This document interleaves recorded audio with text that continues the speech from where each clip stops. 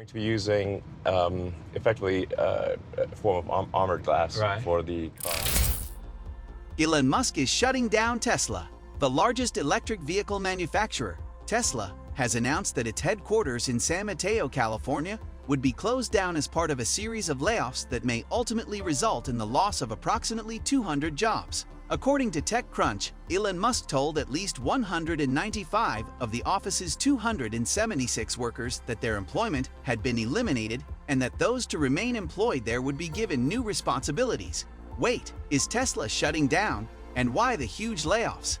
Welcome to the Tesla News Hangout. Today, we will discuss why Elon Musk is shutting down Tesla offices, the effect it might have on the company due to a large number of layoffs, and the demanding dedication that Musk requires from his employees. Elon Musk's fortune was put in peril due to the precipitous drop in the price of Tesla's stock, which also put his offer to purchase Twitter for $85 billion in jeopardy.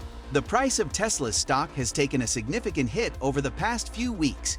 It has breached crucial support levels, which is a concern for investors. The share price of Tesla has decreased by more than 40%, which is equivalent to over $500 billion for the past few months, and the market capitalization of the firm has also decreased. Elon Musk, the founder and CEO of the company, recently said that the new car plants in Texas and Berlin are losing billions of dollars. Now, Elon Musk and Tesla have had to make some hard decisions to reduce costs and for survival purposes, one of which includes shutting down the San Mateo office. The San Mateo office largely took part in developing the Tesla autopilot system. The workers who were laid off fell into the category moderately low-skilled and low-wage, and a significant portion of their responsibilities entailed validating the precision of the business's driver assistance program. Elon Musk, CEO of Tesla, was quoted saying in an interview with Bloomberg that he plans to reduce the number of salaried employees at the company by around 10% to hire more hourly workers. At the beginning of the month, the billionaire sent out an email to his employees in which he voiced his concern over the alarmingly high inflation rate and the terrible Ukraine crisis. Even Elon Musk has acknowledged that he has a really bad feeling about how the economy is currently performing. It is not obvious why he expressed his concerns, and he does not specify whether or not his planned takeover of Twitter for $44 billion will be hindered. The announcement was made simultaneously as the Tesla CEO has been vocal about his opposition to remote employment. Elon Musk sent an email to staff on May 31st, stating, "If you do not show up, we will infer that you have resigned." Musk stated in a second email leaked and shared by Teslarati just hours after the first email that employees of Tesla are required to work a minimum of 40 hours per week at the company. The email also said that employees would only be permitted to work from home if they worked 40 hours weekly in the office. Musk, a critic of flexible work arrangements, has compared workers in the United States and those in factories in China, where he claims that Chinese workers are more hardworking because they report to work all the time.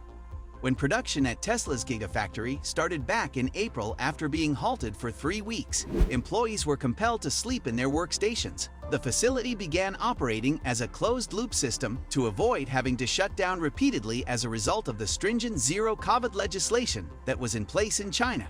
In exchange for their labor, workers were given a sleeping bag, a mattress, and a section of the factory floor on which they could set up a makeshift camp. Although each worker was given a daily stipend of around $63 and was forced to work 12 hours each day, they were given 1 day off every 6 days. Before the temporary restrictions were put into place, it was reported that staff worked shifts that lasted 8 hours for 4 days in a row, with 2 days off between each shift. After it was shut down on March 28, the Gigafactory in Shanghai started producing 2,000 vehicles per day.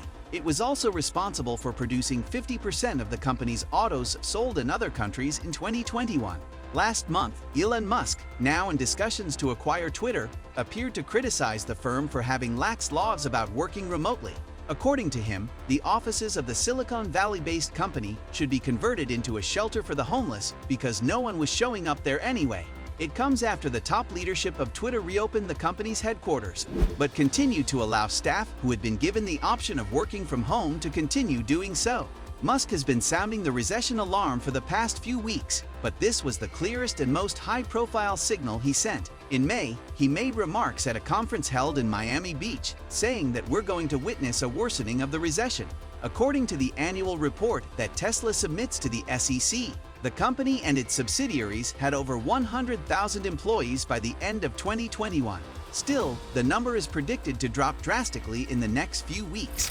According to Carson Brzezinski, global head of ING Macroeconomic Research, there is a pessimistic outlook held by a large number of companies due to economic stagnation, as well as the requirement for fundamental structural change in the global economy, such as decarbonization, global deglobalization, and the adaptation to aging societies. By the end of last year, many experts anticipated a slowdown in the economies all over the world.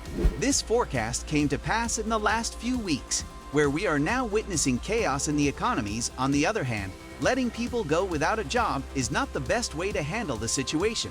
Without a shadow of a doubt, competent experts will be in great demand in the years to come. It's likely that this may lead to dismissal, followed by rehiring.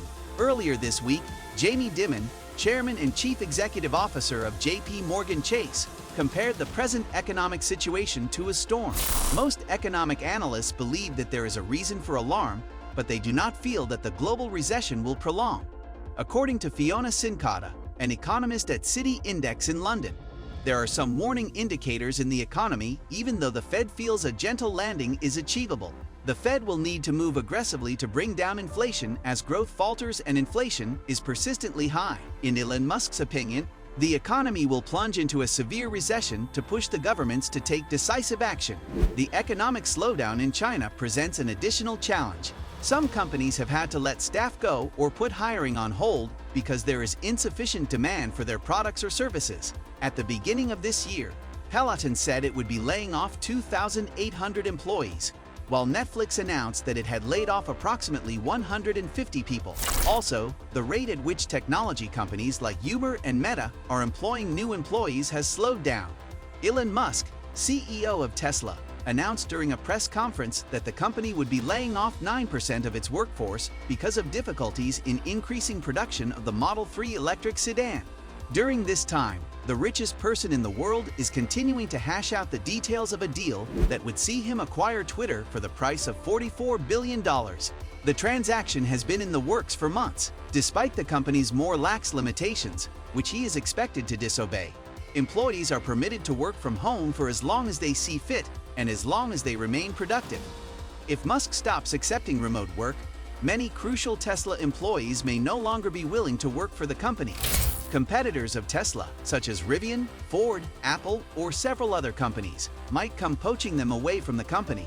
It is not the first time we have seen this. Some employees may feel that Elon Musk is unjust and that some employees, like factory workers, are required to report to work. In contrast, others, like executives, can skip out on their responsibilities whenever they want. As a short-term consequence of Musk's request, there is a potential for unrest among his employees. On the other hand, if Tesla were to eliminate de facto favoritism, it might benefit the corporation as a whole. There is, at the very least, the possibility of hope. What do you think of Elon Musk shutting down some Tesla offices? Will it help Tesla in the long run? Please leave your thoughts in the comments section below. Do not forget to subscribe to our channel Tesla News Hangout, where we talk about Elon Musk, Tesla, and SpaceX. While you're at it, hit the bell so you never miss any of our videos, as more exciting ones like this are on the way. I'll see you at the next one. Impact from a technological standpoint is autonomous cars, like fully self-driving cars.